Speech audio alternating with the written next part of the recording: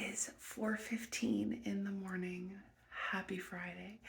And I am taking you guys on a field trip with me. My eyes are so dry. I feel like my eyeballs are like sandpaper.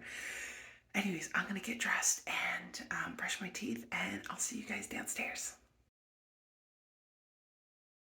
Hey guys, we are on the road. Oh my gosh, we finally found a coffee shop that is open. It is 5:08 and we still have 2 hours to drive.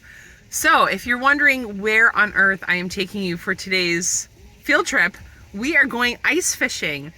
I have never been ice fishing before, and I've got my friend with me, and our kids go to school together, and I think it's gonna be a blast.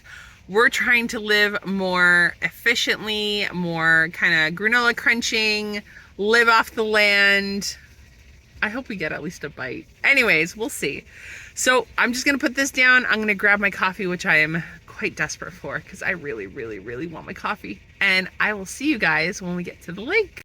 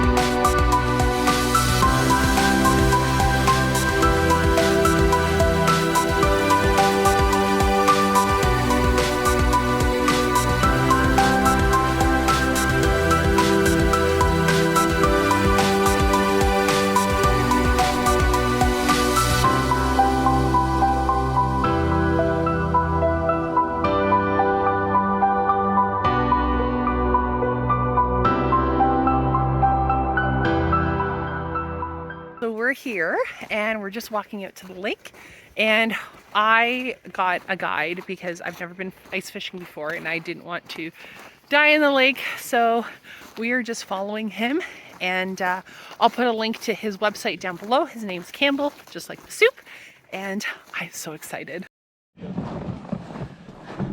Okay, so here's something I've never seen before. It's like a snow fog. It's really cool. And there's some other people out on the lake with us. I don't know who they are, but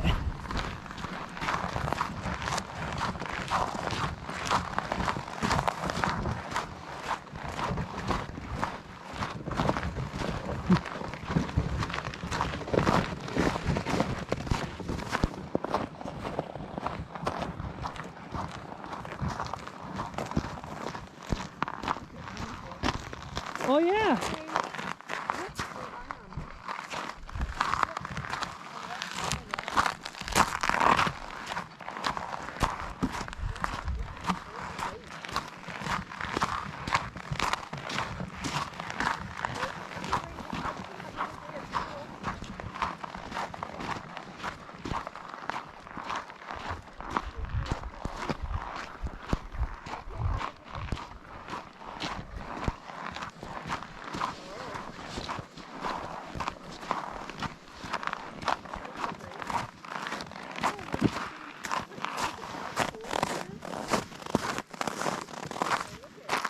They look like domino pieces, eh? Yeah.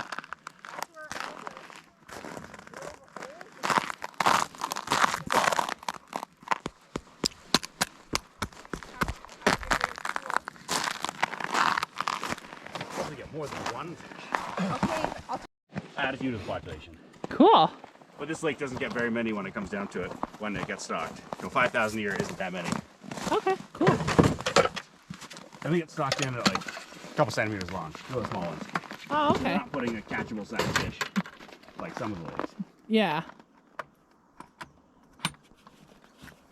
Yeah, I went up to Beaver Lake and I caught a piece of wood. Oh, yes.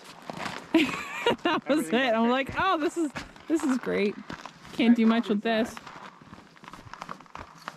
Look, oh, they're there. I was gonna say, with the fog, you can't even see the other people with their dog.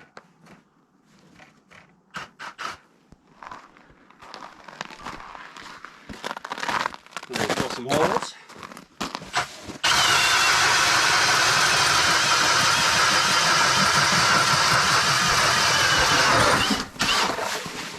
Well, there's one. Modern technology. Just use it. You can use an old hand auger, do it by hand. It takes a lot of effort to do it by hand.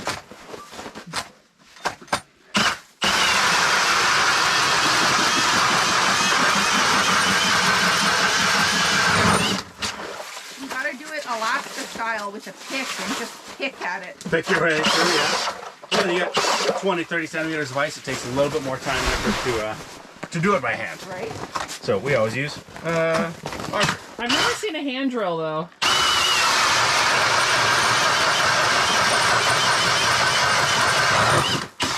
It's only in the last couple of years that the drills have been very powerful enough to really do it. Because I've only ever seen like the gas powered. Yeah, you have big gas powered augers. We can see underneath the snow. This is what the ice actually looks like. A crystal clear like glass. Yeah, I can't even get my Oh, that's cool. ice balls to look like that. Yeah, but yeah, that's what's underneath all this little bit of snow. So a little bit of snow on top, and then it's solid clear ice beneath it. It's pretty thick, hey?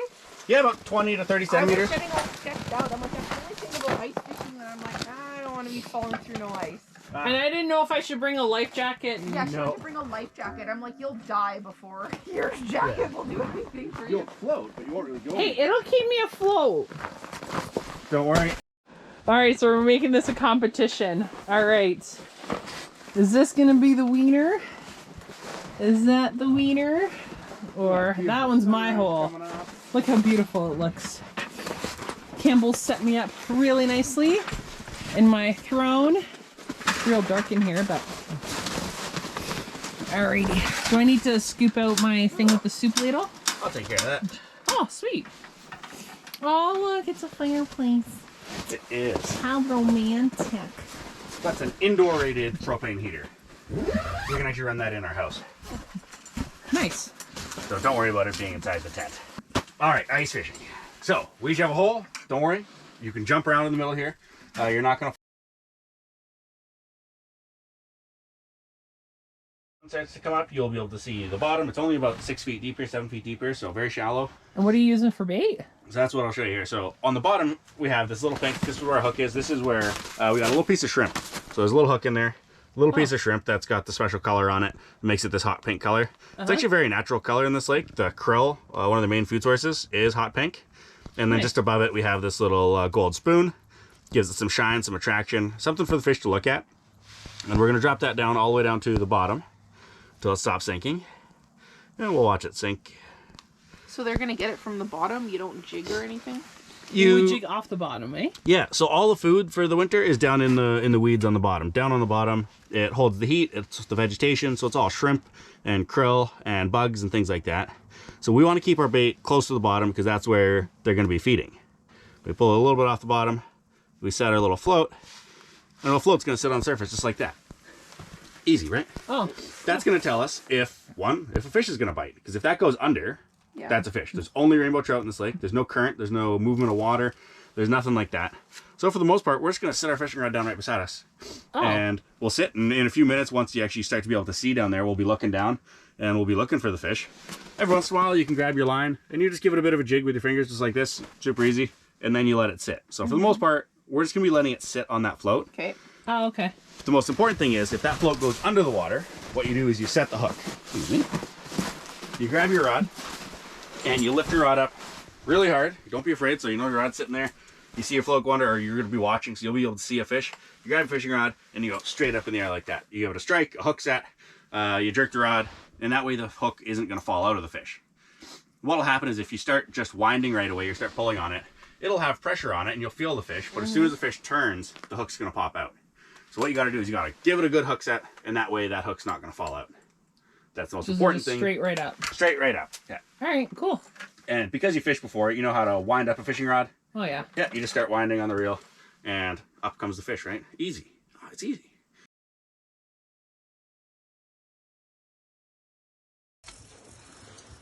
Get it, get it. I'm working on it. Oh! Yeah! You're There gorgeous. we go. Oh, that's a nice fish. Yay! Awesome. Awesome. Damn it, you were first. It's funny because I Yay, I win! That is not a small one. That happened so fast. I was like, It happens oh, I fast, think he right? hooked. It I happens think it fast. hooked. Yeah. Oh my God. Did you see it down there? No, we were chatting. Yeah. And then the float goes under, and then all of a sudden you got one, right? Yeah. Well, I happened to look, Yeah. so I'm like, oh, there's a fish. And I wondered if he was going to snag it. Yeah, look at that. That is a very healthy fish. Yay! That is a perfect, Oh, look at the pink on perfect him. eating size fish. So you guys taking on fish home for dinner? Oh, yeah. Absolutely. Oh, yes. Yeah, that And is I'm a making chum beautiful for the, fish. I'm making chum for the dogs, too, Yeah. with the bones. Oh, they love it. They love it. Oh, you're stuck. Don't worry about that. All right, that one's sorted in a second. Yeah, try it on the fins. Angela, right. out of the gate. Wow. All right, let me take care of this.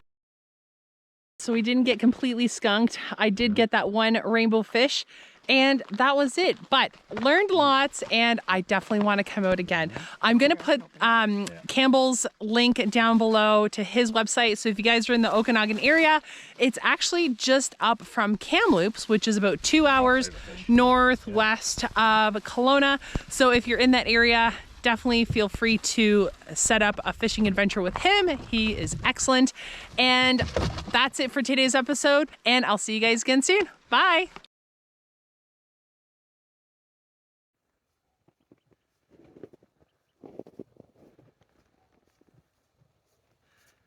We just put out all the guts and everything that we're not going to eat for the bald eagle. And there he is. Oh, that's cool. Nothing gets wasted.